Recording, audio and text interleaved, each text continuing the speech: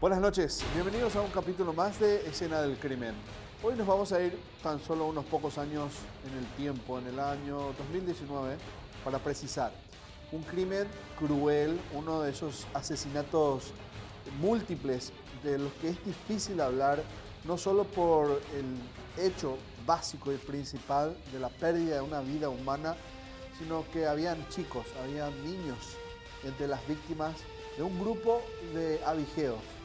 Muchas veces en los perfiles, en el análisis, hecho por profesionales en materia de psiquiatría, de psicología, describen a los asesinos más sanguinarios en la historia de nuestro país o en la historia reciente de nuestro país a personas que hayan tenido de oficio el abigeo. Esto no significa que todos los vayan a hacer, sino que hablamos del asesino puntual, aquel que cometiera un asesinato tuvo como en algún momento oficio o una pasantía dentro del abigeo o del faenamiento de ganado, no precisamente el acto delictual. Y eso hay que saber uno por qué. Se supone, según la explicación, en la explicación técnica, que el hecho de sacarle la vida a un animal, despellejarlo, faenarlo, hace que en el tiempo uno pierda, digamos, esa fineza o esa empatía por la vida. Se van trastocando cuestiones. Y este es el caso probablemente que hoy va a tener de fondo esta historia. Para saber de quiénes se trata, vamos inmediatamente, para que ustedes se puedan ubicar en el tiempo, en la identidad de las víctimas, como les decía, fue múltiple. Se trata de dos abuelos y sus nietos. Alcibiades Desiderio Ayala Coronel, un hombre de 73 años, paraguayo, estanciero, domiciliado en el barrio Santísima Trinidad de la capital. Él fue propietario de la estancia Tahuató, esto en Mariscal Estigarribia, en el Chaco paraguayo. Su esposa, Francisca Nidia Núñez Romero, de 71 años, también paraguaya, domiciliada en el mismo sitio, en el barrio Santísima Trinidad de la capital. Ella, el día en que ocurrió, acompañó a su esposo, eran vacaciones, eran momentos de vacaciones de invierno, una época ya por julio, decidió ir la abuela con los nietos a pasar tiempo para disfrutar, digamos, de la vida silvestre, del campo, etc. Y las demás víctimas fueron Franco Ayala y Milagro Sánchez Ayala, de 18 años, respectivamente, los dos niños nietos de esta pareja de ancianos que se encargaban de administrar esta estancia. Los sospechosos en aquel entonces son Vicente Ramírez Acosta, de 40 años, paraguayo, capataz, su oficio o profesión, de Fernando de la Mora. Él fue capturado con su concubina como los principales autores. De ellos se cree que eran los planificadores o los que escribieron el plan, por decirlo así. José Rosa Vera Medina, de 39 años, paraguayo, empleado. Él es de Cruce Pioneros, Mariscal Estigarribia. Fue sindicado junto a su hermano como autores y cerebros del crimen. Ellos dieron la orden aparentemente para cometer el asesinato. Y Carlos Leonor Vera Medina, de 34 años, paraguayo, empleado de Cruce Pioneros, Mariscal Estigarribia, hermano de José Rosa, sindicado también como autor de los crímenes. Y aquí empezamos con el primer capítulo de nuestra historia, la crónica roja de lo que había sucedido en aquel momento. Era julio, les decía yo, del año 2019, vacaciones de invierno, y los chicos querían ir a la estancia, querían pasar ese tiempo con los abuelos, y evidentemente los abuelos siempre con esa sobreprotección, querían mimarlos, accedieron al pedido de estos chicos, y los padres también, evidentemente consintieron en el hecho, viajaron todos a la estancia de Tahuató. Lo que ellos no sabían es que ya desde hace un tiempo las personas que trabajaban en esa estancia estaban planificando un atroz crimen.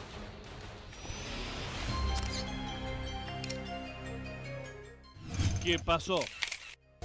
Julio, año 2019.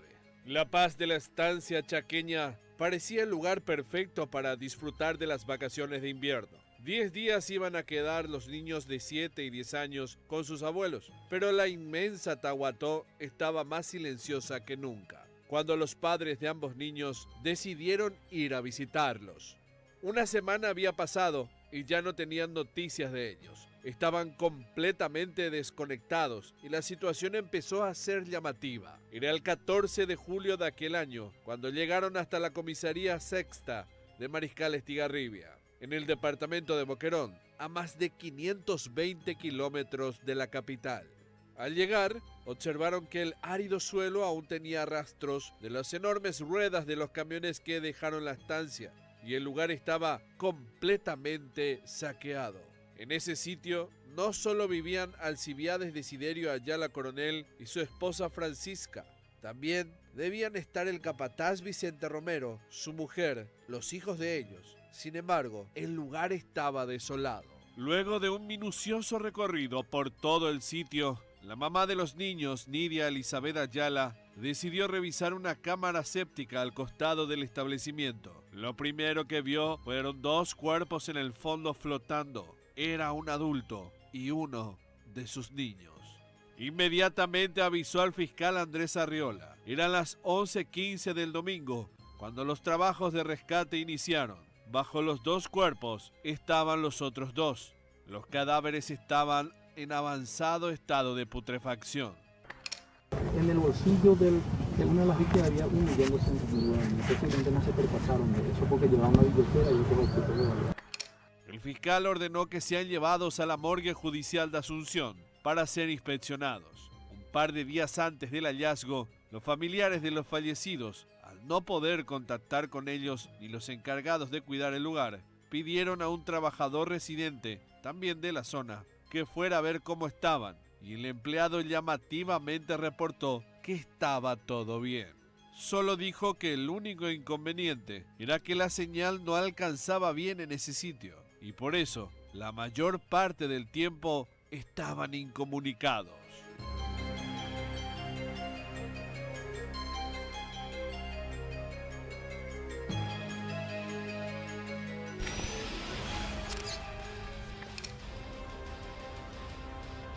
Vamos a hablar ahora de heridas que hablan, y estoy leyendo gran parte de lo que había sido la transcripción en el acta, ¿verdad? De la muerte de ambos, y es justamente esto que les hablaba al principio en lo que sería la introducción del programa. Se hablan de heridas bastante complejas, una violencia extrema para con estas personas. Como uno, si es que lee la descripción de las heridas, de toda la dinámica del ataque, piensa que se sintieron, las personas, evidentemente los delincuentes, se sintieron avasallados en su seguridad, pero imposible, ¿no? 2 personas de 70 años, promediando los 70 años, niños, ¿qué peligro pudieron representar? Sin embargo, la violencia es impresionante. Los 4 cuerpos fueron trasladados desde Mariscal Estigarribia hasta la morgue, esto ya después para la inspección. Se pudo determinar que 3 de las víctimas recibieron un solo impacto de bala, pero el menor de todos recibió 2 en la espalda. O sea, ahí se habla ya, por eso le decía, una violencia extrema. ¿Por qué asesinar de esa manera a alguien que, si bien podría haber escapado, no representaba un peligro? Pudo haber sido que les haya identificado en algún momento, como si fuera que no pensaran de que debían haber rastros que pudieran conducir hasta ellos. Bueno, pero en ese principio o en ese momento no imaginaban ello, ¿verdad? Que pudiera la policía llegar tan rápido hasta estas personas. Se habla de un calibre pequeño. Del cuerpo de las víctimas se rescataron los proyectiles. Esto sirvió después para que balística pueda hacer el trabajo de comparación. Ya posterior, cuando lleguemos al siguiente capítulo, van a entender por qué. En cada uno de los cadáveres de estos adultos fueron extraídas esquirlas de proyectil de escopeta dispersos en varias partes del cuerpo. Y para comprender más la forma en que ocurrieron esos disparos, lo que yo les decía, la forma del ataque, lo temperamental, lo violento, la ira que había en todo esto, van a escuchar al doctor Silvio Chirife, el forense de aquel entonces, rescatando este archivo de Unicanal en su momento cuando ocurría esto, apenas unas horas después del múltiple ataque.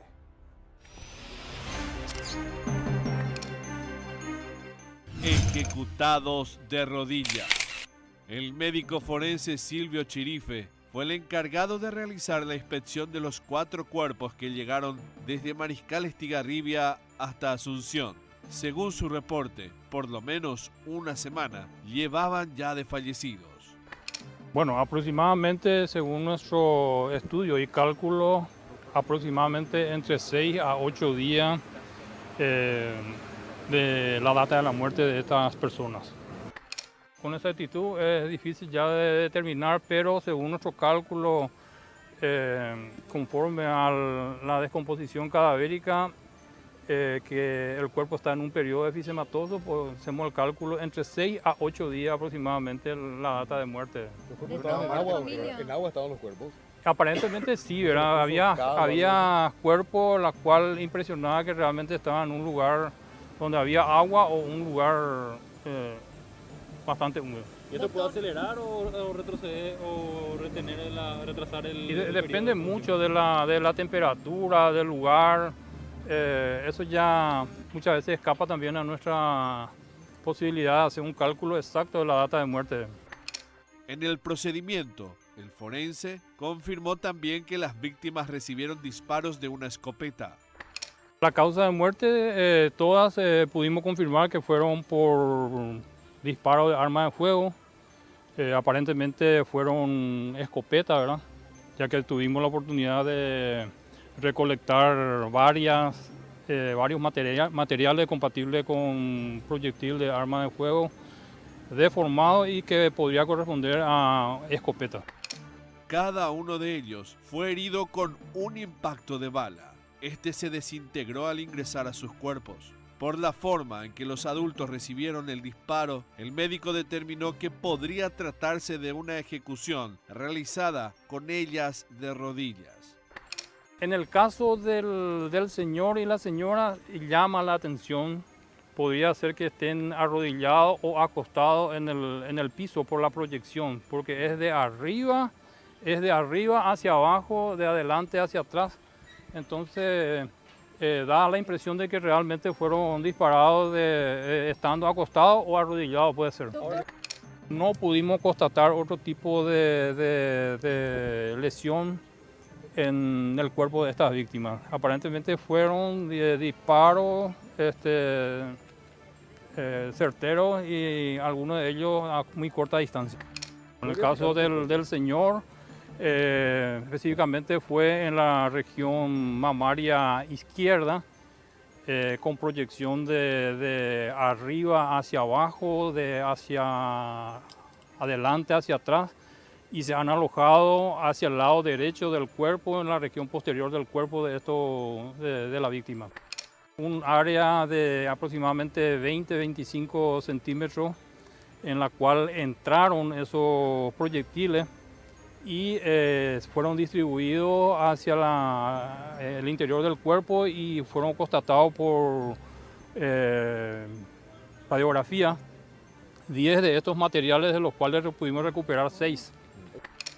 El caso de la mujer también fue disparado del lado izquierdo hacia el lado derecho, de arriba hacia abajo, de adelante hacia atrás. Asienta también en la región mamaria izquierda. Hacia el corazón, También, señor. sí, en la parte izquierda de la región mamaria, con una proyección también de arriba hacia abajo y adelante hacia atrás. También se alojó los proyectiles en la región lumbo sacra del lado derecho. En su trayectoria, estos proyectiles fueron produciendo daño a nivel de los órganos, a nivel torácico, llámese corazón, pulmón y grandes vasos, lo cual finalmente produjo el deceso de esta persona. Entre los 2 niños, la pequeña recibió 2 balazos, uno de costado y el otro de frente, ambos con un arma de calibre menor a la utilizada para asesinar a sus abuelos. A diferencia de los demás, el más pequeño lo recibió de espaldas, justo cuando intentaba escapar. Con el caso de los niños, el niño específicamente recibió un disparo de proyectil de arma de fuego en la región posterior de la cabeza, de atrás hacia adelante y alojándose en la región nasomalar, del lado derecho también el proyectil del cual pudimos recuperar. En el caso de la niña, también tiene disparo a nivel del cráneo y también fue disparado del lado derecho al lado izquierdo, atravesando el cráneo con lesión de la masa encefálica y con orificio de salida. Tiene otro impacto con un orificio de entrada en la región posterior del tórax, con orificio de salida en la región anterior, en la región precordial, lado izquierdo. Un solo proyectil sería, ¿no? ¿Cómo? Un solo proyectil. En el caso de la niña, fue recolectado un proyectil. O sea, ¿los niños habrían recibido sería un disparo de pistola o no? Y la verdad que impresiona un calibre pequeño. Está bastante deformado el proyectil, pero ese material fue entregado al laboratorio forense, quienes van a hacer el estudio de balística.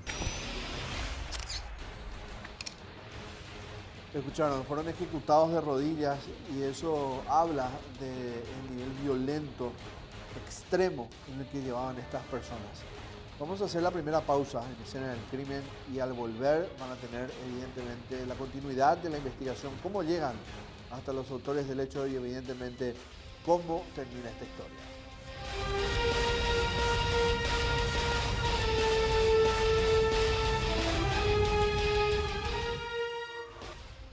Volvemos, recapitulemos todo. Esto, la historia de hoy nos lleva a julio del año 2019. Eran vacaciones de invierno para unos niños que ansiaban pasar el tiempo en la estancia de sus abuelos. Esto en Mariscal Estigarribia, la estancia Tahuató, la localidad de Tahuató, una estancia chaqueña, donde iban a pasar ese tiempo, esos 15 días de vacaciones, o al menos un tiempo determinado. Pidieron permiso a sus padres y los abuelos, bueno, se los llevaron. Ocurre que en esa estancia habían peones que al parecer querían quedarse con las pertenencias de este hombre, y había inclusive historias que hablaban de que desde hace un tiempo ellos iban robando cuestiones que estaban en la estancia, en el casco de la estancia y también en la vivienda de los propietarios. Pero bueno, esas eran cuestiones que se iban subsanando. Lo cierto es que al llegar no pasó muchas horas hasta que se desata un plan macabro y fue el asesinato de los dueños de la estancia y de los dos niños. Ahí no tenía que quedar nadie, ni un solo testigo. Murieron estos chicos de 18 años, los abuelos, sus abuelos de 70, promedio de 70 años, ambos, y comienza una investigación. Pero antes de saberse todo esto, los protagonistas del crimen tenían que evidentemente salir de la zona. Y no hubo otra manera que hacerlo en bus, en un colectivo. Se trasladaron más de 500 kilómetros desde esa estancia hasta la ciudad de Fernando de la Mora. Y aquí hay una suerte de historia paralela, porque una expareja de una de las protagonistas del grupo, que estaba ya en pareja con el capataz de la estancia, es el que se encarga de buscarles alojamiento y líneas de teléfonos celulares nuevas para que ellos puedan comenzar con no solo la nueva vida, sino que también con la operativa de vender todo lo que robaron de la casa, de todo lo que se apropiaron, para cambiarlo por dinero, evidentemente. Fue así que se inicia la fuga de este grupo de violentos abigeos o violentos integrantes de un grupo en sociedad con el capataz de la estancia para robar, hacer dinero, quedarse con el botín y pensando que la policía no se los iba a llegar, sucede lo que van a escuchar a continuación.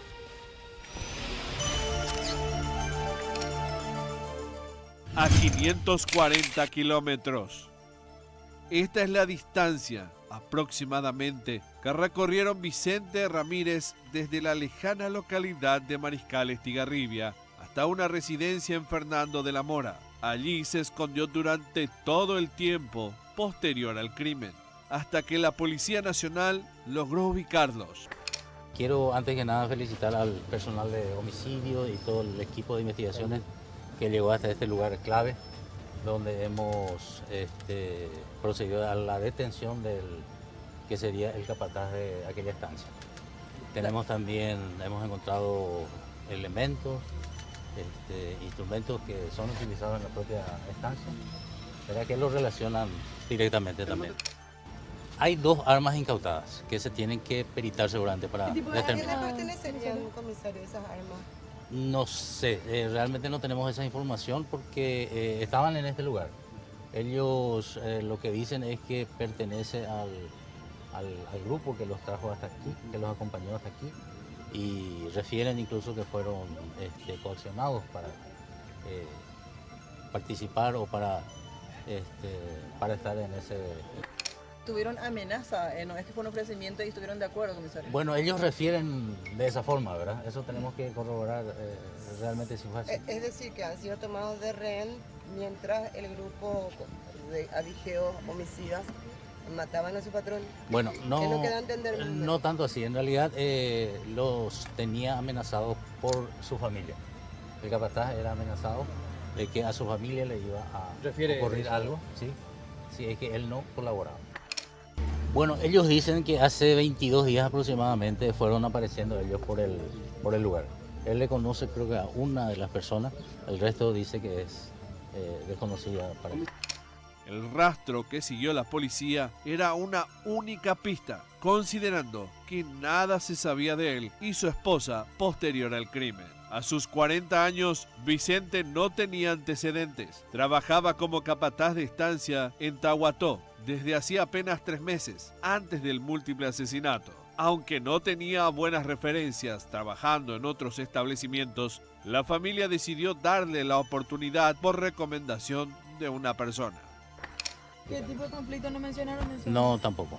Pero fue recomendado por alguien para entrar en ese... O sea, entre estancieros de repente se hacen ese tipo de recomendaciones. O sea que le podían haber tendido una trampa. Ya no se descarta. Le entregaron a alguien que le iba a entregar a los avigeos. Y no se descarta esa posibilidad. Cuando la estancia estaba, no te digo abandonada, pero bastante dejada, dejó en manos de esta persona que le conocía muy poco, porque hace 3 meses... No, 3 meses hace que estaba trabajando ahí. Las armas que fueron encontradas en la casa coincidían con el calibre y la forma de los proyectiles rescatados de los cuerpos de las víctimas. Posiblemente las armas que están acá coinciden porque se están haciendo la extracción en la morgue y coincide, son balas 22 que se sacaron, se extrayeron de las 2 criaturas. Acá encontramos armas 22, encontramos escopetas también, cartuchos percutidos que coinciden también prácticamente con las heridas encontradas en las personas mayores. Aunque el capataz negó su vinculación directa, los investigadores sospechaban desde un principio que él estaba implicado de lleno en el crimen.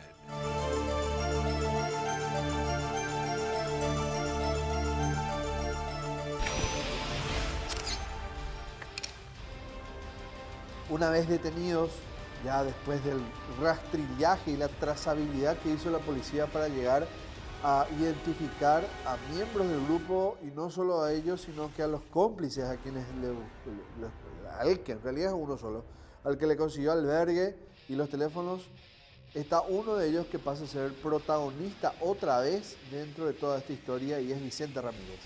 Vicente es el capataz de la estancia en Tahuató, y él, ya asediado seguramente por los métodos de la policía para indagar, para interrogar, comienza a hablar y hace una crónica, un relato, su versión de todo lo que había ocurrido, y lo hace con detalles en relación al crimen, solo que en su coartada él deslinda responsabilidades y habla de una suerte de obligación a participar del asesinato.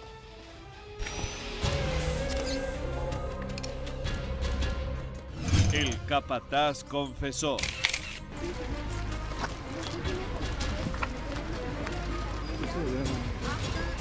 No sé, acá...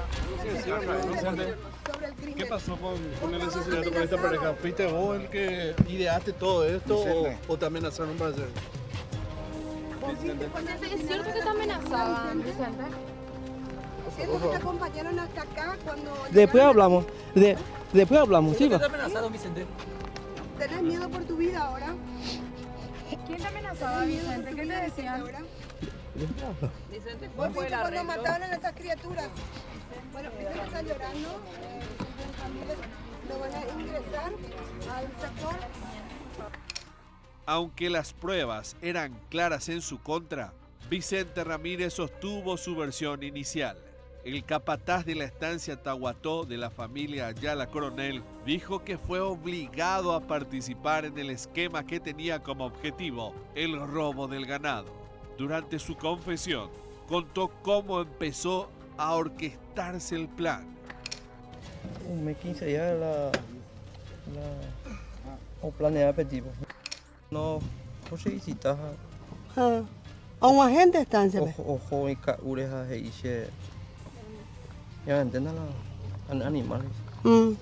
Ande más eres yo. Bueno, después jueste ya. ¿El capataz de la estancia, Sí. Vicente Sí. Un mes y medio de ahí, bebé. Sí, señora. Jamás en derecho, bebé. Yo no lo hago, yo hay cosas de familia o allá pongo o ahí está se. Voy familia hoy en día. Porque llegó más tico con familia se bajó la presa con puta paita a venita. Anda a amenazarla, tipo, para... Imagínate. A pesar amenaza. Hacer la plata y te dice para recibir a recibir mundo mi te hija se ya ocupando allí no ¿Vos dónde recibí? Hice la plata. Somos más o menos. Mucho 7 millones ya recibí. 7 millones de recibía por liberar la carga, la vaca, más el de trabajo específico. No, ya aquí ya. ¿De qué Paso a paso, el capataz relató que los crímenes ocurrieron alrededor de las 15 horas del martes 9 de julio del año 2019. La planificación inició supuestamente más de un mes antes del que fuera ejecutado. Fue el mismo día en que Alcibiades Ayala le avisó que regresaría al establecimiento ganadero luego de realizar algunas consultas médicas. El dueño de la estancia viajó a la capital por un problema de salud y a su regreso al Chaco lo haría acompañado de algunos familiares. Cuando llegaron a la estancia, los criminales ya los estaban esperando. El lunes vamos en martes. O que Filadelfia, hotel Golondrina, martes, vamos a decir que lunes se ayude y se porque ahora no se nieto que era ayude O sea, en de cuando una mamita. Se de que estoy va a ver porque aña me nace dice. Lo y me la chugo. Martes. Ya hoy quema en la hora. O llama y camión estacionado. Exactamente, hoy ya pues veo cabe veo un jato cuando la camioneta va tu ojo que me caí ahorita los que de que estoy ahorita. Ojo y yo permite y trae alguna tu llave yo voy a abrir. El nieto. Sí, el nieto. Ande ya y cuando mamá le cota. Así cuando se estoy mal. Fue en ese preciso momento que entraron en acción los hermanos Carlos Leonor y José Ramón Vera Medina, asesinando a la familia. Al abrir la puerta, uno de ellos disparó contra los abuelos y sus nietos. El niño intentó escapar y corrió algunos metros. Fue perseguido, pero uno de esos impactos lo alcanzó por la espalda y cayó muerto. Entonces ya pues así se hay amenazado. Ande de miego. Como un fondo para eso cada si quiero. Si quiero. Sí, cada si quiero. Ando hendu y cuando es ahí o sea, para hendula mocapu. Cual menos en tu banda. ¿Entre cuántos estaban, Vicente? Entre tres.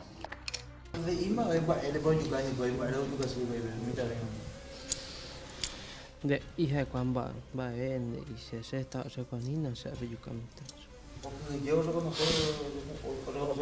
Ay, menos michan va porque la mitad puta se reconoce esta serie ahí va la mitad de cotas bueno podemos un tipo tiene más con la mitad. La policía es quien dio ya por los disparos, ya por las muestras, las armas incautadas. No sé, ya no ya fue la disparado que porque si las armas acá vaya un poco para allá o ya a poco para allá se jalaba la mía acá muy bien se puede ser poco para la Mientras que acuerdo por Yucán, ¿dónde estaba mientras tanto? ¿Dónde cayó mientras que acuerdo por Yucán? Pe construye ese y me pe ¿De vigilaba bebé? Sí, pe José hermano. O sea, ¿entre dónde ya puede ver la...? Entre dónde. De acuerdo con su relato, días después empezó el operativo para sacar los animales del lugar. Según él, los criminales ingresaron sin permiso, debido a que los portones no estaban con seguro.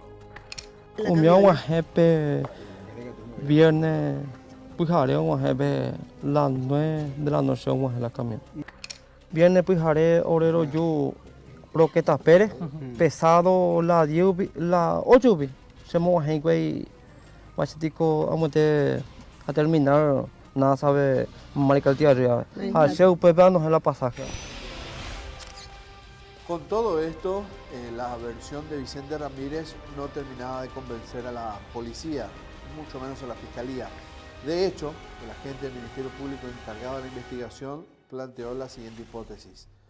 Vicente tiene que ser el autor intelectual de todo esto porque ¿cómo es que se hace un plan sin no tener o sin contar con la información interna de quienes eran considerados el objetivo? El objetivo a eliminar para poder quedarse con los objetos de valor. Y ahí podemos poner todo lo que se robaron en cuanto a electrodomésticos o electrónica y también el ganado, que era el objeto principal, el objeto codiciado de todo. Trasladar eso y vender.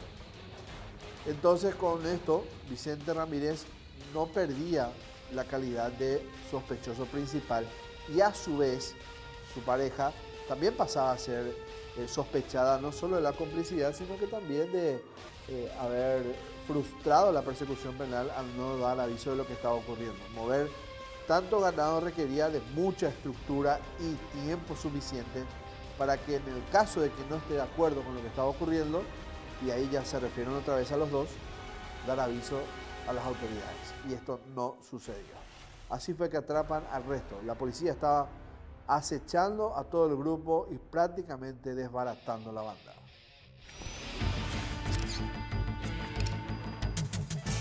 La investigación.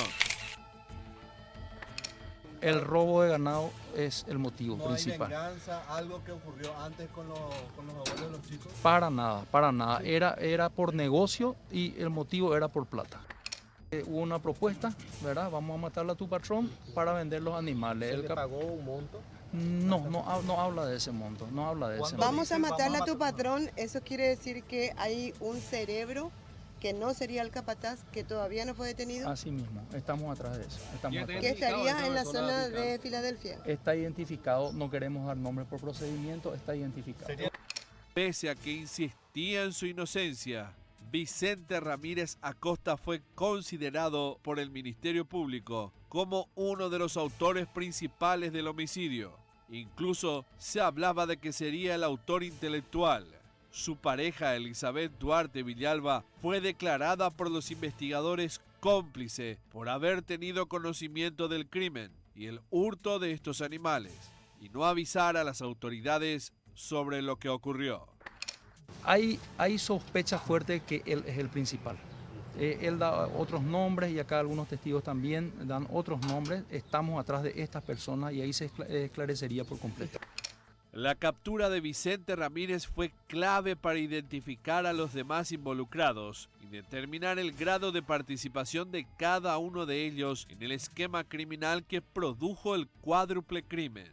La detención del capataz derivó inmediatamente en la captura de los hermanos José Rosa y Carlos Leonor Vera Medina. Ellos fueron detenidos en la comunidad Cruce Pioneros, a 100 kilómetros de Mariscal Estigarribia, como autores materiales de los asesinatos. Carlos Leonor y José Ramón Vera Medina, además de ser sindicados como autores del crimen por Vicente Ramírez, según la investigación fiscal, se determinó que participaron como intermediarios para la venta de los animales robados de la estancia.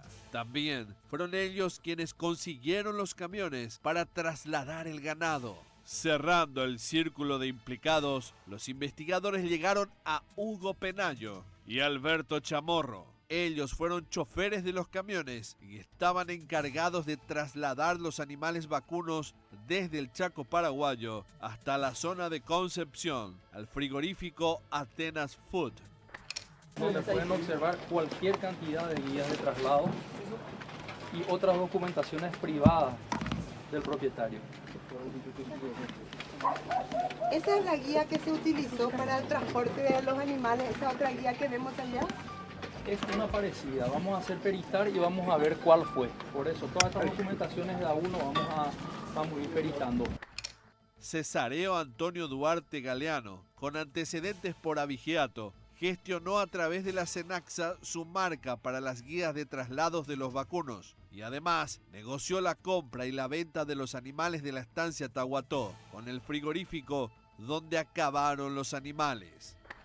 El lote ingresó al frigorífico utilizando el cupo de entrega de animales de Aureliano Valiente Duarte, un ganadero de Concepción, contactado a través de su hijo para el trabajo y contratado por Juan Casimiro Galeano Núñez. El ganadero fue el encargado de ceder los cupos para el frigorífico para faenar los animales robados de la estancia Tahuató. Es una estructura grande y posiblemente no sea la primera vez. ¿Sería la primera vez que sacaron animales de ese establecimiento?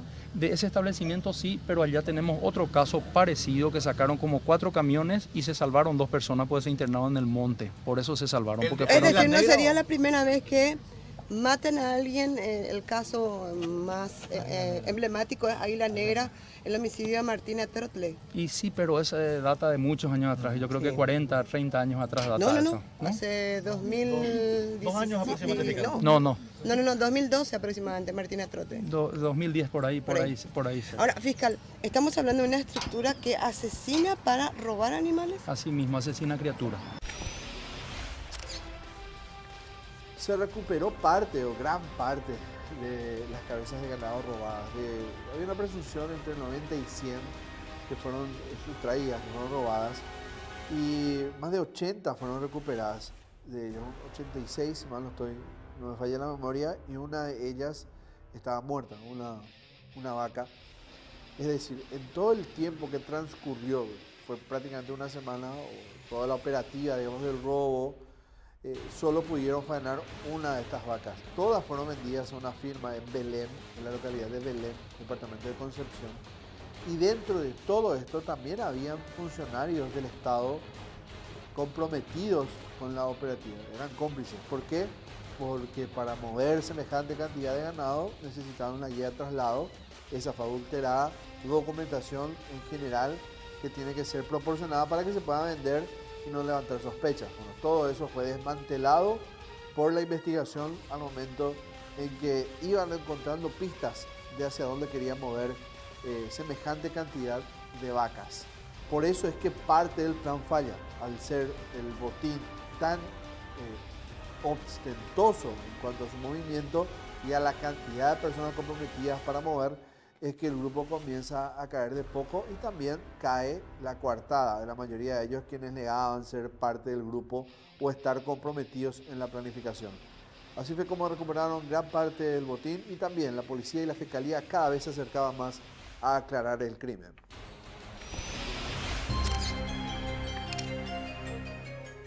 Recuperaron los animales. En 3 camiones salieron hacia diferentes destinos las 100 cabezas de ganado robadas de la estancia.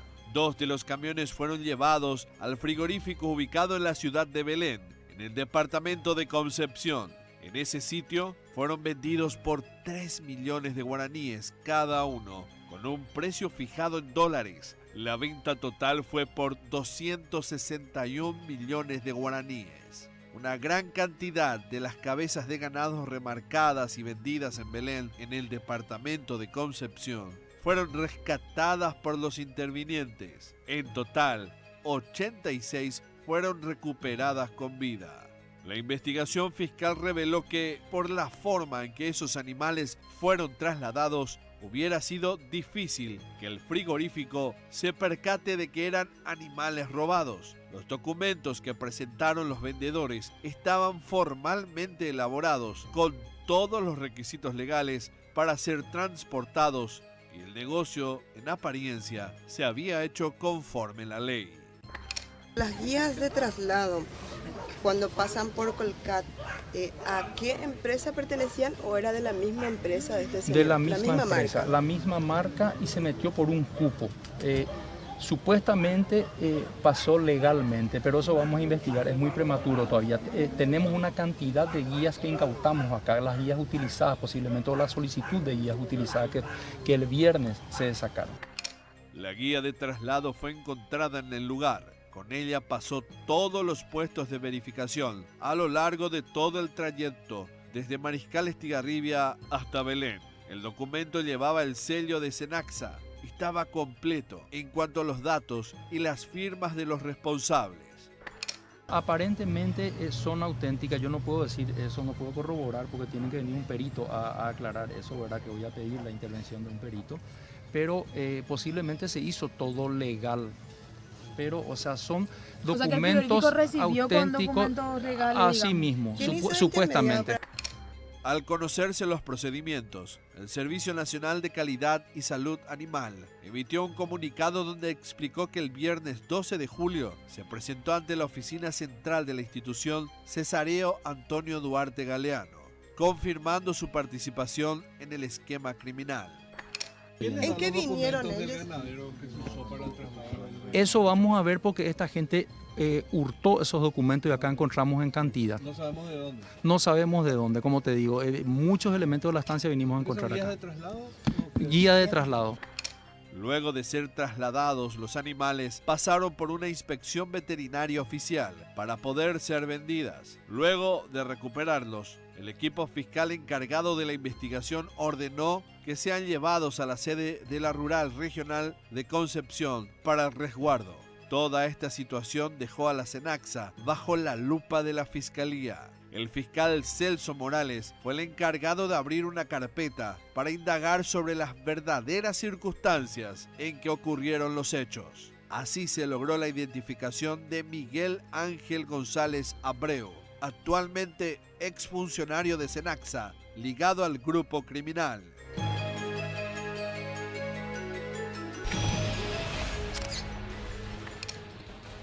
Vamos a hacer la última pausa en la escena del crimen y al volver el desenlace, el final de esta historia.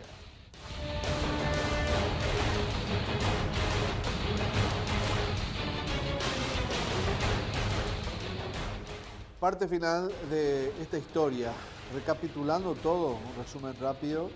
En julio del año 2019, la familia, parte de ella, abuelos, nietos, dos nietos, van al Chaco a una estancia propiedad de los abuelos para pasar las vacaciones de invierno.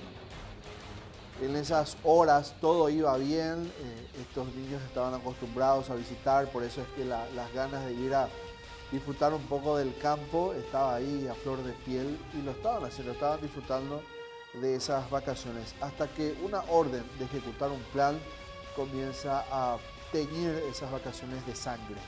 Es que uno de esos funcionarios de esta pareja de abuelos, decidió ejecutar un plan para asesinar a su patrón y también quedarse con el ganado que tenía y objetos de valor de la casa. A él le acompañaba su pareja sentimental y otros contratados para ejecutar este plan criminal, y lo hicieron con armas de fuego y de una manera más sangrienta. Asesinaron a los abuelos de 70 años y a los dos pequeños, porque estos intentaron huir y para no ser identificados decidieron acabar con sus vidas. El peor desenlace. Pero no quedó ahí.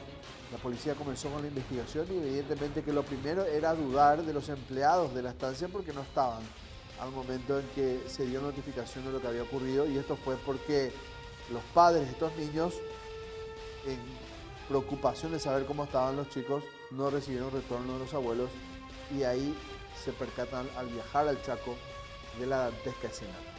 La primera pesquisa condujo a Fernando de la Mora, una casa donde estaban ocultando con nuevas líneas telefónicas, casa alquilada. Lo hizo la ex pareja de la pareja actual del capataz. Suena un poco complejo, pero así fue. Ahí es que la policía logra detener a todos, reciben la primera confesión, donde Vicente Ramírez, la cabeza principal al parecer de todo esto, niega su vinculación.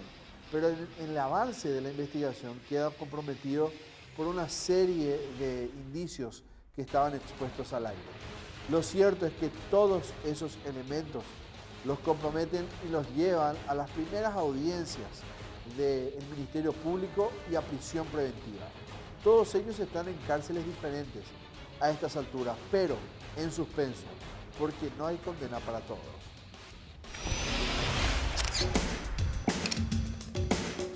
Audiencia postergada. Vicente Ramírez Acosta, capataz de la estancia. Elizabeth Duarte Villalba. Juan Casimiro Galeano, veterinario. Ricardo Emilio Ramírez Caballeto, abogado. José Rosa Vera Medina. Carlos Leonor Vera Medina. Alberto Chamorro Barreto, chofer. Aureliano Valiente Duarte. Miguel Ángel González Abreu, exfuncionario de Cenaxa. Fueron imputados y acusados por la Fiscalía bajo las figuras de homicidio doloso, abigeato, robo agravado, hurto especialmente grave, asociación criminal, producción de documentos no auténticos y reducción. Luego de una serie de audiencias preliminares suspendidas entre los años 2021 y el 2022, el juez de Mariscal Estigarribia, Elvis Bernal, resolvió que todos sean sometidos a un tribunal. Desde abril, en el transcurso de este año, se suspendieron en total 3 veces las audiencias preliminares a raíz de diversas razones. La primera fue el 22 de abril, porque el Ministerio de Justicia no tenía agentes especializados de la FOPE para acompañar el traslado de estos procesados, considerados de alta peligrosidad, desde las distintas cárceles donde se encuentran recluidos hasta el juzgado de Filadelfia, jurisdicción donde ocurrió el crimen. El 5 de mayo pasado, los abogados Roque Orrego y Juan Martens, representando al acusado Juan Casimiro Galeano Núñez, alegaron problemas de salud y nuevamente suspendieron. Pasó para el día 15 de junio, fecha en que nuevamente la suspendieron, para él a consecuencia de una nueva chicana de los abogados. En ese entonces, 3 de los acusados admitieron que cometieron navijeo y otros delitos menores. Beneficiados con la figura del procedimiento abreviado, fueron condenados a 2 años de prisión con suspensión condicional del procedimiento. El juzgado les impuso una serie de reglas de conducta a Alberto Chamorro Barreto, Aureliano Valiente Duarte y Miguel Ángel González Abreu. Ellos pasaron además a ser testigos clave del crimen. El 29 de junio finalmente la causa fue elevada a juicio oral y público. Para los demás acusados, la fecha aún no ha sido fijada. Hasta ahora, un misterio permanece vivo en torno al crimen. Nunca se supo qué pasó del dinero que produjo la venta de las cabezas de ganado.